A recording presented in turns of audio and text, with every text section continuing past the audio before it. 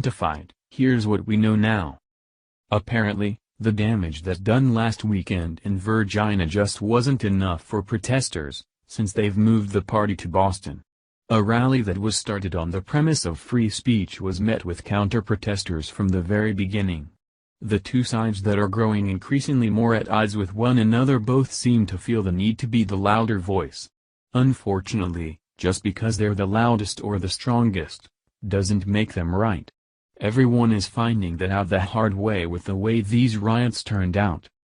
The two sides clashed, as usual, and those caught in the crossfire who were peacefully standing their ground suffered the most. Despite it being the dead of summer, those who were ashamed to show their faces in association with their cause came decked out in black with masks, and those carrying American flags and standing up for the purpose of keeping the rights that we already have weren't ready for war, but some of them got one. This is what happened to one elderly lady who was proudly displaying the American flag. She was assaulted and drugged by one of the thugs in masks and wearing black. Via InfoWars. Antifa protesters marching at a counter-protest in Boston Saturday assaulted a woman holding the American flag and proceeded to pull and drag her along.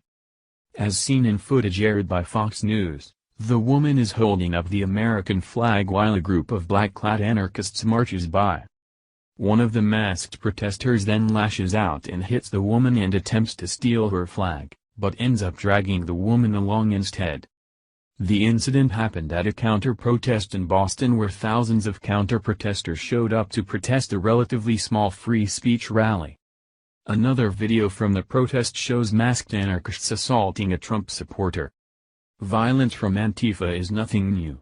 The leftist group was accused of hurling bottles filled with urine, feces and cement at a protest in Charlottesville last week, in addition to smashing people in the head with bike locks and glass bottles at previous events. Will the leftist media ever condemn this violence? The media seems to be totally on board with this violence.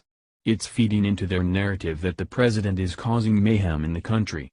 The problem with that theory is that the president isn't the one encouraging violence. He's gone out of his way to say that whatever you do, do it without breaking the law. Protesting is one thing, assault is another. What these Antifa groups are doing isn't fixing a problem, it's causing them. You might not like the neo-Nazis, I know I don't, but starting violence is literally doing what you're supposedly in opposition of. These riots and protests to the current administration may really get the liberals what they want. It may bully the rest of America into accepting a substitute as the leader of the free world, but at what cost? If we end up with a mob rule because of it, even if you get your short-term wish, the long-term damage is probably irreparable without significant loss of life. At this point, it's not longer about whether or not President Trump was fairly elected, which hopefully you know that he was. It's about whether the overgrown toddlers who are too afraid to show their faces will get their way. More on the events of this afternoon from the New York Post. Aerial video showed lines of police officers, some in riot gear and carrying billy clubs, advancing to push back crowds in Boston Common. By 2 p.m., the dozens who had gathered for the free speech rally, who have publicly distanced themselves from the neo-Nazis and white supremacists of Charlottesville, had left the Commons. It was unclear whether the protesters were disbanding or planned to rally elsewhere. Earlier in the afternoon, there were numerous minor scuffles and shouting matches between the two sides.